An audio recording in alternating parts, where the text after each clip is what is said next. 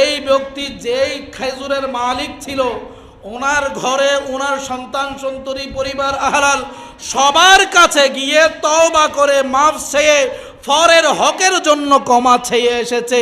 সবাই ক্ষমা করে দিয়েছেন বিদায় আল্লাহ এই ব্যক্তিকে ক্ষমা করে দিয়েছেন। হযরতে ইব্রাহিম আদহাম রাদিয়াল্লাহু তাআলা আনহুর একটা ঘটনা সংক্ষেপে বলে দিচ্ছি, আমিও প্রায় শেষ, মুসলিম বিন আকিলের ঘটনাও শেষ।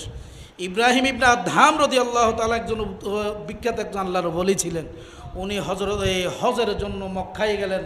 মক্কায় যাওয়ার পর ইব্রাহিম ইবনে আদহাম রাদিয়াল্লাহু তাআলা যেহেতু হজের কার্যক্রম করার সময় পেটে খিদে আসে না, ওই কারণে উনি কিছু খেজুর কেনার জন্য একটা দোকানে গেলেন।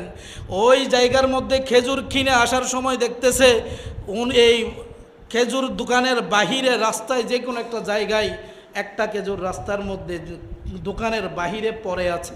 ইব্রাহিম আদহাম রাদিয়াল্লাহু তাআলা আনহু চিন্তা করলেন হয়তোবা মাপার সময় আমার একটা খেজুর নিচে পড়ে গিয়েছে। উনি ওখান থেকে ওই খেজুরটা হাতে নিয়ে কোথায় গেলেন? হজের কাজে চলে গেলেন। এখন খেজুর খাওয়া দাওয়া শেষ, হজের কাজও শেষ। এখন ওনারা তো বুজুর্গ মানুষ, এরা তো হানায় কাবার চারপাশে এমনি ঘুরতে থাকে। সুবহানাল্লাহ বলেন না? কেউ তো সহজ আসতে চায় না। ইবাদত বন্দেগী করতেছে, দিনে রাতে করতেছে। একদিন রাতে হঠাৎ করে হেরম শরীফের পাশে শোয়া অবস্থায় অথবা বসস্থ অবস্থায় একটু ঘুমন্ত অবস্থায় দেখতেছে দুইজন মানুষ পাশে এসেছে। মুফাসসিরিনে কেরাম বলতেছেন এই দুইজন মানুষ হলো ফেরেশতা। সুবহানাল্লাহ বলেন। এই ফেরেশতারা বসে বসে মন্তব্য করতেছে, এই মানুষটা অনেক ইবাদত করতেছে, রাতে দিনে আল্লাহকে খুশি করার জন্য অনেক কষ্ট করতেছে। কিন্তু আরেকজন বলতেছে উনি কষ্ট করলে কি হবে, ওনার ইবাদত তো আল্লাহর দরবারে কবুল হয় না। নাউজুবিল্লাহ বলেন না?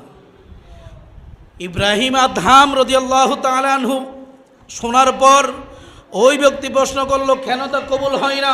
বলা হচ্ছে উনি এই কিছুদিন আগে হজে আসার আগে, হজের তাওয়াফ শুরু করার আগে ওই দোকান থেকে খেজুর নিচে পড়া একটা খেজুর খুঁজে নিয়ে খেয়েছে। এই কারণে ওই দোকানদারের অনুমতি ব্যতীত খেজুরটা খাওয়ার কারণে, হারামটা ওনার শরীরে ঢুকার কারণে আল্লাহ ওনার কোনো ইবাদত কবুল করে না। নাউজুবিল্লাহ।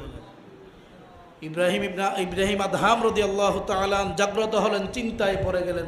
দৌড়াইতে কোথায় গেলেন? ওই দোকানদারের দোকানে গেলেন। যাওয়ার পর দেখা যাচ্ছে দোকানদার নাই, একটা ছোট ছেলে বসে আছে। প্রশ্ন করা হলো বাবা তোমার বাবা কই? ওই ব্যক্তি বলল গত 3 দিন আগে বাচ্চাটা বলল আমার বাবা ইন্তেকাল করেছে। সুবহানাল্লাহ বলেন না? মহাবিপদ না?